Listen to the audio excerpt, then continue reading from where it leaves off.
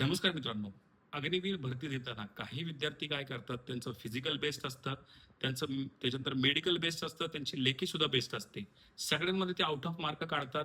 त्यांना असं वाटतं की चला आपण आता भरती होणार आहे. परंतु मित्रांनो काय होतं की ओव्हर कॉन्फिडन्स कुठेतरी नडतो आपल्याला आणि तो नडल्यामुळे कुठेतरी आपली वर्दी मुकते. ते म्हणजे काय, तर आपलं डॉक्युमेंटेशन जे आहे ते डॉक्युमेंटेशन पूर्ण नसल्यामुळे, आपल्याला पूर्णपणे माहिती न घेतल्यामुळे, आपण डॉक्युमेंट्सला हलक्यात घेतल्यामुळे मित्रांनो काय होतं की आपल्याला भरतीपासून थांबवावं लागतं. अग्निवीर भरतीच म्हणत नाहीये मी, एसएससी जीडी असू द्या, पोलीस भरती असू द्या, याच्यामध्ये सुद्धा असे काही विद्यार्थी आहेत मित्रांनो, त्यांना आज सुद्धा जर विचारलं की तू का थांबलास किंवा तुला तू वर्दी का नाही मिळाली, त्याचं एकच कारण असतं, ते म्हणजे डॉक्युमेंटमध्ये काही ना काहीतरी कमी असणं.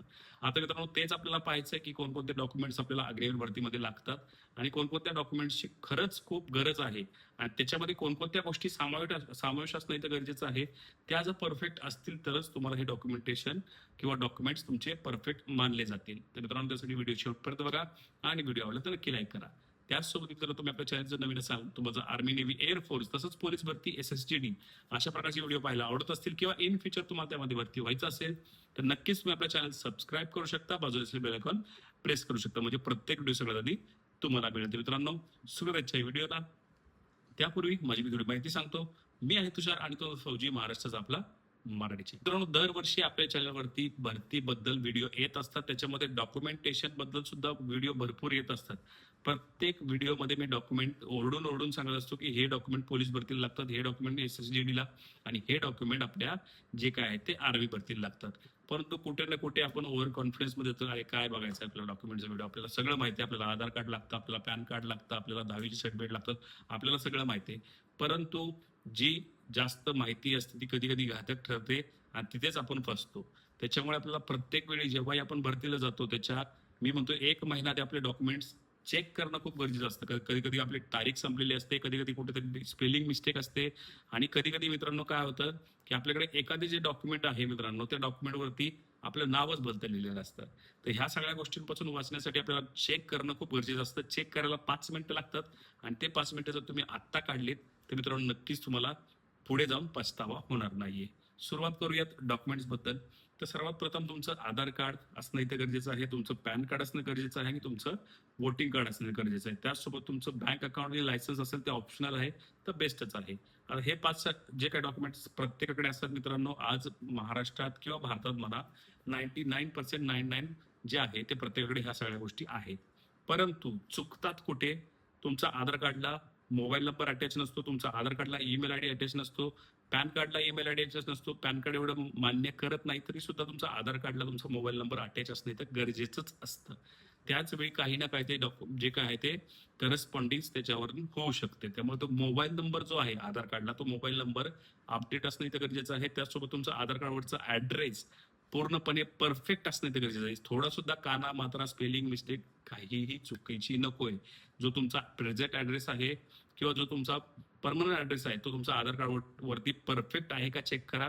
तुमचा मोबाईल नंबर परफेक्ट आहे का चेक करा. तुमचा फोटो परफेक्ट आहे का चेक करा. त्याच्यानंतर तुमचे स्पेलिंग म्हणजेच काय, तुमचं जे 10वीचं सर्टिफिकेट आहे ते तर आपण चेंज करू शकत नाही, तर त्याच्यावरती जी तुमची स्पेलिंग असते मित्रांनो, म्हणजे तुमचं जे आधी आपल्या महाराष्ट्रामध्ये काय होतं की आपलं आडनाव आधी येतं, त्याच्यानंतर आपलं स्वतःचं नाव आणि त्याच्यानंतर आपल्या वडिलांचं नाव.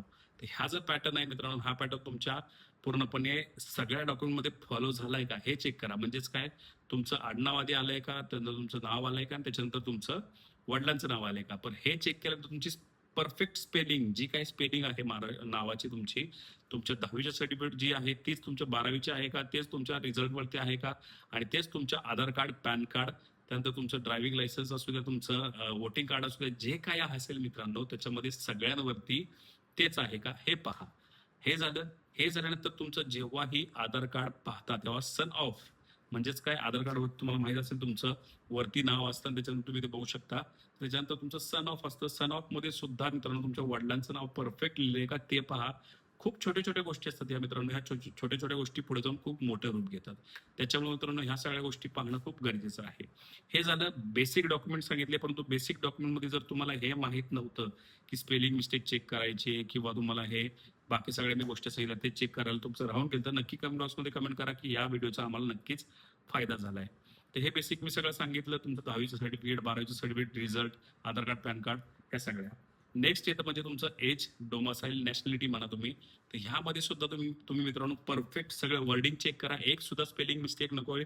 तुमचं डेट चेक करा, तुमची बर्थ डेट चेक करा, तुमची नॅशनॅलिटी इंडियन आहे का हे चेक करा, तुमचा डोमासाईल जो आहे तुमच्याच स्टेटचा आहे का हे चेक करा. स्टेटमध्ये सुद्धा तुमचं स्पेलिंग चेक करा. त्याच्यानंतर तुमचा स्टॅम्प, तुमची तहसीलदाराची सही, ह्या सगळ्या गोष्टी चेक करा. आणि त्याच्यानंतर त्याच्या काही ट्रू कॉप्या काढून ठेवा.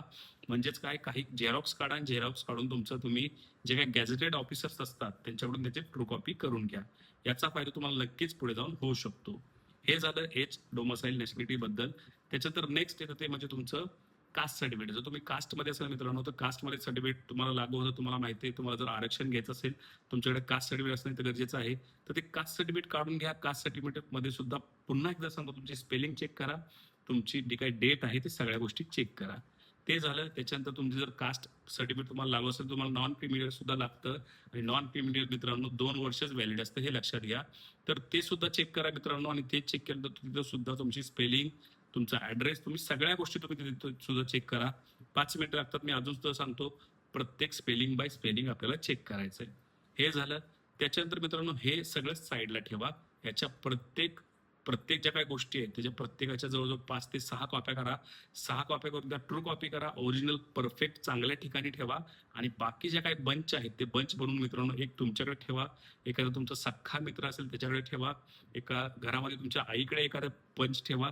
तुमच्या सिस्टरकडे एखादा बंच ठेवा. आणि अशा ठिकाणी तुमचा एखादा मित्र राहत असेल, जसं तुमचं मुंबईला समजा, तर मुंबईमध्ये तुम्ही भरतीला येणार आहात, प्रत्येकडे तुम्ही मुंबई सेंटर ठेवताय, तर मुंबईला एखादा जर जवळचा नातेवाईक असेल किंवा तुमचा जवळचा मित्र असेल त्याच्याकडे तो एक बंच देऊन ठेवा.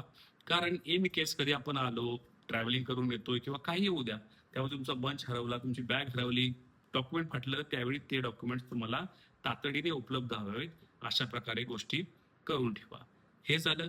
आता आपण अग्निवीर भरतीच्या दृष्टिकोनाने आपण डॉक्युमेंट्स बघतोय. त्याच्यानंतर तुम्हाला अविवाहित असल्याचा दाखला काढायचा आहे, तो आपल्याला सरपंच देतो मित्रांनो गावातील. त्याच्यानंतर तुमचं कॅरेक्टर सर्टिफिकेट तुम्हाला गावातूनही मिळू शकतं, तुमच्या पोलीस स्टेशनमध्ये सुद्धा मिळू शकतं. ह्या 2 गोष्टी सुद्धा खूप तेवढ्याच महत्वाच्या आहेत जेवढ्या बाकीच्या सगळ्या गोष्टी महत्वाच्या आहेत का, त्या आहेत. हे आत्ताच काढून ठेवा मित्रांनो, तरच तुम्हाला पुढे जाऊन त्याचा फायदा होऊ शकतो.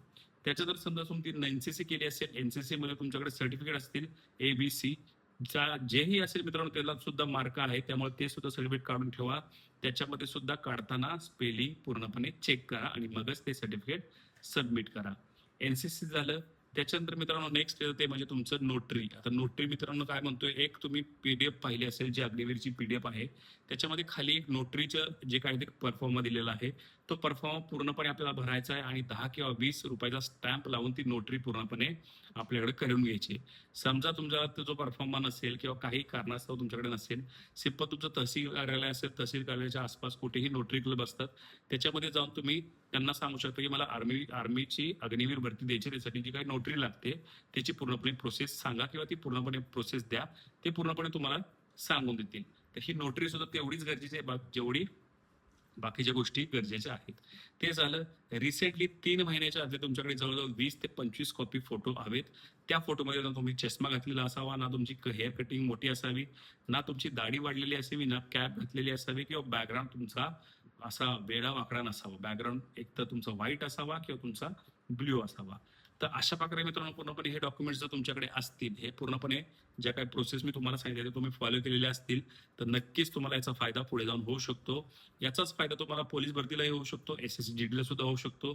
तर मित्रांनो आत्ताच्या आत्ता कमेंट बॉक्समध्ये जाऊन तुम्ही सांगा तुम्ही कोणती भरती करताय किंवा तुम्ही कोणत्या भरतीला कोणती अडचण तुम्हाला येते का.